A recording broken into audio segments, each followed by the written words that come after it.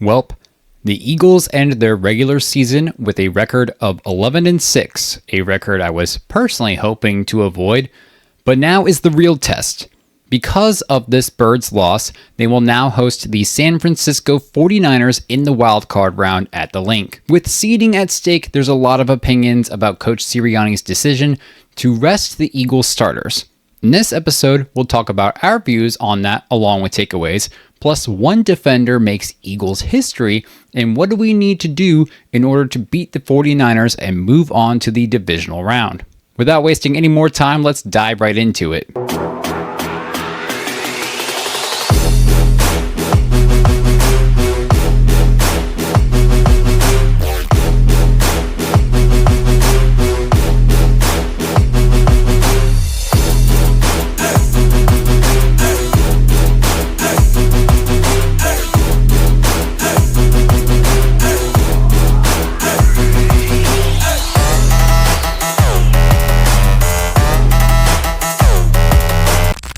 What's up, y'all, and welcome to 2nd and 15, a Philadelphia Eagles fan podcast powered by Old City Sports Network, the best network for all your Philadelphia sports needs. This is your host, Michael Roscoe. I was all like, this is a great opportunity for our offense to try out some new things, take some risks, test boundaries. And yet we saw the same bullshit we've been seeing all season long. Thankfully, for the Birds, this loss was with our second and third stringers against most of the Commanders' starters, so take what you will with that. With Tanner McKee's first start of the season, he would go 21 for 40 passing for 241 yards, 1 touchdown, and 1 interception. Now, the run game just seemed to fucking disappear this game under the direction of Patullo and Sirianni.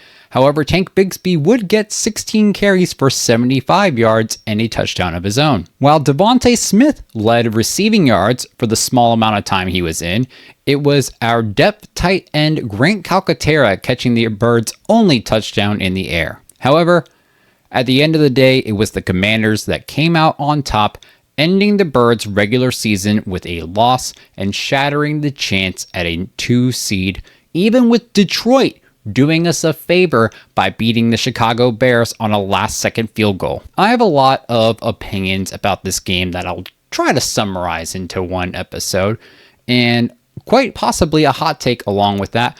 But before we get into all that, let's drop some Eagles news. First bit of news, Eagles edge rusher Jalix Hunt, the second-year man out of Houston Christian University, makes Eagles history after his performance Sunday. He became the first player in franchise history, all 93 years, to lead an Eagles team in both sacks and interceptions in a regular season. Now, after a slow start, Hunt seemed to really pick things up after the second game versus Dallas this season. During this regular season, he accomplished 52 total tackles, 6.5 sacks, 3 interceptions, 2 forced fumbles, 1 fumble recovery, and 1 defensive touchdown. In other Eagles news, a few roster transactions occurred before playoffs with the practice squad. Defensive back Brandon Johnson was placed on the practice squad injured list, and cornerback Perry Nickerson was signed to the practice squad. To make room, the Eagles released cornerback Ambry Thomas from the practice squad. And finally, the Eagles gained another player at the edge position as Azeez Ojulari returned to practice this week after landing on IR all the way back in week 7 due to a hamstring injury. While the team hasn't really utilized him as much as I feel like they could have, he's been a healthy scratch for like the first few weeks. It's always good to have players return from injury, especially at that position. It just allows for more flexibility. All right, y'all, let's go into these takeaways from week 18. And my first takeaway, it might be a hot take, but despite the outcome, I believe it was still right to sit the starters. Many people believed that the Birds should have gone into this game playing their starters with seeding still on the line, and I think these thoughts skyrocketed as soon as the Bears lost. All the Eagles had to do was play their starters, and they would have likely won that game. Is it guaranteed? No, but it's more than likely. However, because it was a loss, I think people are overlooking what could have been in that game had we put our starters in. We saw defensive back Brandon Johnson, who was playing safety, exit the game with injury. That could have been Reed Blankenship or Marcus Epps. We saw tight end Grant Galcaterra get injured on what was definitely a hip drop tackle that should have been called as a penalty. That could have been Dallas Goedert. We saw offensive lineman Brett Toth leave the game with a concussion. And that realistically could have been anybody on our O-line, considering Toth played center and guard that night. That could have been Landon Dickerson. That could have been Cam Jurgens. That could have been anybody on that line. Don't get me wrong. I feel for anybody that gets injured, whether they are a starter or a depth player. I never want to see a player go down due to injury. However, if these injuries had happened to our starters, fans would call for Sirianni's head on a pole. I feel like no matter what the Birds would have done, whether they chose to rest their starters or not, people were going to be pissed. Our current scenario, we rested our starters this week, and we lost the game and the 2 seed, and naturally, people are pissed off. The other scenario that could have played out is we play our starters and potentially win the game, but then risk these injuries to key players who become unavailable for the wild card, and people would be pissed. People were pissed in the 2023 season when Week 18, A.J. Brown got injured. Look, I know a lot of people, including myself, wanted that 2 seed mainly for the possibility of at least 2 home games. However, we landed the 3 seed, and it is what it is. I would rather have the 3 seed with most of, if not all of our starters rested, healthy, and ready to go, than be the 2 seed with potential injuries, lose out on key starters, and not have enough time for players such as Lane Johnson or Nakobe Dean to be ready for the playoffs. We cannot dwell on what happened, and we need to focus on the more important things ahead. Next takeaway I have, our cornerback depth is a major liability. Between Jacorian Bennett and Keely Ringo, I honestly don't know who had the worst night. Bennett committed at least 2 PIs in the end zone that set the Commanders up on the 1-yard line, and they would score on both of those opportunities, so you might as well say Jacorian Bennett allowed 2 touchdowns. And then Keely Ringo had a bad pass interference call that set the Commanders up in the red zone again, and when 39-year-old third-string quarterback Josh Johnson, listen, I can't tell you how many times the fucking announcers told us his age. We get it. He's 39 years old. He's been in the league for 17 years. Old for an active QB. I get it. But they allowed him to basically walk in the end zone because instead of running up on Johnson to tackle him as he was running toward the end zone, this motherfucker, Keely Ringo, turns around and starts running in the end zone in the opposite direction, leading Johnson to score what was probably the easiest touchdown of the game. It was trash fucking football by our corner depth players. And that is a big problem. How we better draft another young corner next year within the first 3 rounds or so. Prior to Adoree Jackson having this sudden turnaround late into the season, there was really no true cornerback 2 opposite of Quinyon Mitchell for us all year. And instead of making a splash or putting even just a little more money into a better player, Roseman shops the clearance section, and there was a reason that those players were there in the first place. Bennett hasn't done anything all season. Jackson only started doing stuff recently, and then Keely Ringo, who has been on the team since he's been drafted, he's done well in special teams. I'm not going to argue that. But what we saw out of him on Sunday, that was just horrible. And honestly, they were like 2/3 of the problem for the Eagles that night. All I know of is, before the start of next year, Howie's got to do some serious evaluating and for finding a capable cornerback 2, as well as decent depth guys. All right, my last takeaway for this game, Tanner McKee's performance reflects more of what we already know, not on player skill itself. Listen, we've seen Tanner McKee be a fantastic backup quarterback before. In 2 games in the 2024 season, with one of them being a starter, he accumulated 4 touchdown passes, 0 turnovers, a 66.7 average pass completion percentage per game, and 323 passing yards. In 4 games in 2025, with one of them being the starter, McKee has 1 touchdown pass,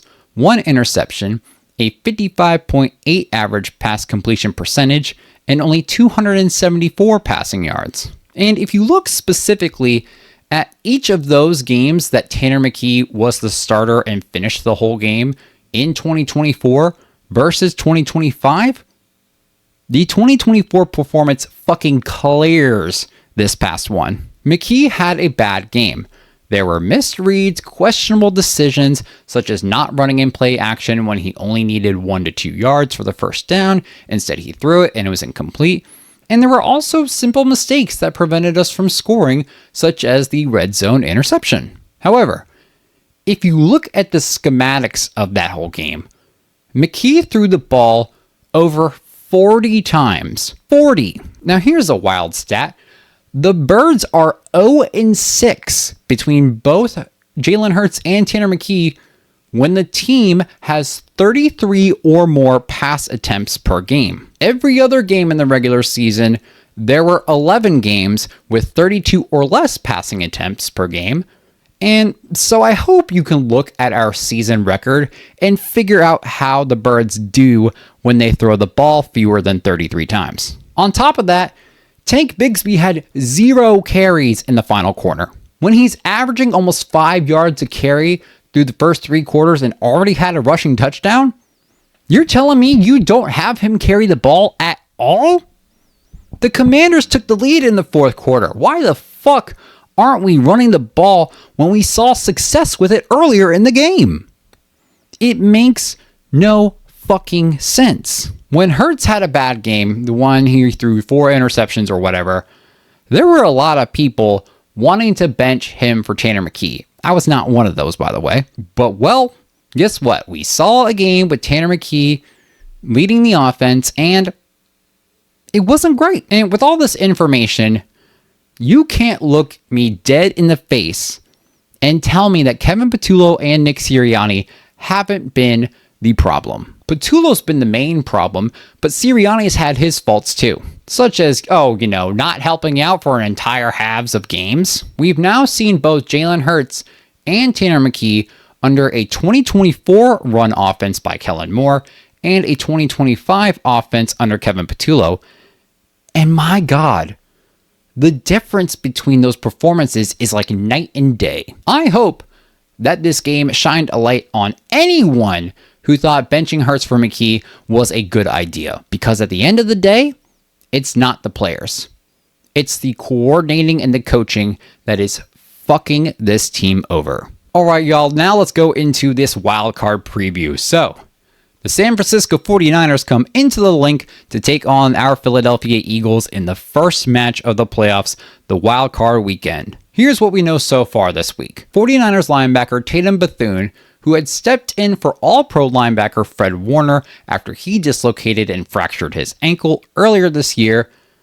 Now Bethune will miss the remainder of the season with a torn groin, and let me tell you, that sounds painful as fuck. The 49ers have not had great luck this season with healthy linebackers, as well as various other injuries on the team, such as All-Pro left tackle Trent Williams and wide receiver Ricky Pearsall, who are currently dealing with injuries of their own. On the Eagles side, a team who's had a season full of various offensive lineman injuries, well, they could potentially see All-Pro right tackle Lane Johnson back in the lineup, as although he was limited, he was a participant in Wednesday's practice. With other injuries, the Wednesday injury report indicated that tight end Grant Calcaterra and offensive lineman Brett Toth were the only players who did not participate, which is expected after suffering the injuries they had this past Sunday. Over the past few seasons, mainly since 2022 season, an out-of-division rivalry has developed between these two teams. And to say it's been eventful, it probably would be an understatement. With this epic matchup, here's what I think the Birds need to do in order to get a win this Sunday. And it's a pretty broad, vague approach to it, but it needs to happen. And that is, we need to have a strategic, balanced offense by passing less and running more. So, if you look at each of the 6 losses during the regular season, those came when the ball was thrown 33 or more times, and In 5 of those 6 losses, running backs, just running backs, carried 17 times or less, with 4 of those 6 losses in which the ball was carried 13 times or less. It's as clear as fucking bottled water that when Patullo and Sirianni run a pass-heavy, unbalanced offensive scheme, it just doesn't fucking work. The offensive scheme must be balanced if we want to win against the 49ers. We can't only run the ball or only pass the ball. There has to be a healthy balance of both. There is no reason we need to be throwing the ball 40 times and running it under 20 times, or having 35 carries and only 19 pass attempts. This duo of Patulliani, if you want to call it, needs to come up with a plan ahead of time to balance things out on this offense. They cannot afford the luxury of only using one strategy to win the game. Defenses are quick to pick up on that. We've seen it all season, and they make adjustments to stop it. Additionally, and speaking of adjustments, for Patullo, he's got to make some motherfucking adjustments himself. Every week we watch this man just beat a dead horse, trying to do the same shit over and over again, and he's somehow still shocked when it doesn't work, which I don't know how that's fucking possible. Make some pre-game adjustments, for crying out loud. The 49ers have a lot of injuries in their linebacking core, and they've already had a hard time this season against tight ends. So with that information, maybe direct a good amount of your passing to Dallas Goedert on stick routes, drags, corner routes when they're in the red zone.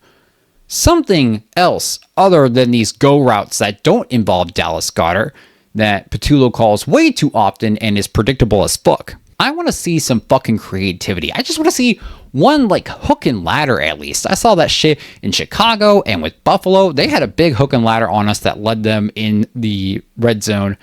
I want to see some creative shit like that. But the offense cannot come into this game with this solo mindset of only running inside zone, play action, and go routes. Be creative, damn it. All right, y'all, before we end the episode this week, I'll give you guys some final thoughts. This is where the Birds can seek redemption. Despite being reigning Super Bowl champions, people have doubted this team across various weeks in the regular season, and hell, some people doubt this team for this upcoming game. Even though the sports books have the Eagles as a 3 or 3.5 point favorite, there's quite the conversation about the 49ers coming out on top. The thing is, we've seen what the Birds do when many consider them an underdog. They like being the underdog, and we've seen greatness from this team when they have many doubters. I'll admit, at the beginning of this week, I was feeling nervous, but throughout the week, as I've shifted my mindset a little bit, my confidence in the Birds coming out with a win in this game has risen. The defense has been on fire, and the offense, when the play calling isn't atrocious, they've shown us that they can do what needs to be done to get the win. As fans, while we may not have had a ton of confidence at times this year, this is the time where we need to have confidence, or at the very least, some faith in our team. I have faith that the Birds show up this weekend and get that win. All right, y'all, that is it for this week's episode. Thank you all for joining us. Don't forget to like, subscribe, or follow on YouTube, X, Instagram, Facebook, and TikTok by searching at 2nd and 15, or by the full name 2nd and 15, a Philadelphia Eagles fan podcast. You can find the audio for each and every single episode releasing Thursday mornings on Spotify, Apple Podcasts, Amazon Music, Player FM, Pocket Casts, or wherever you get your podcasts, with the video uploading to YouTube later that same day.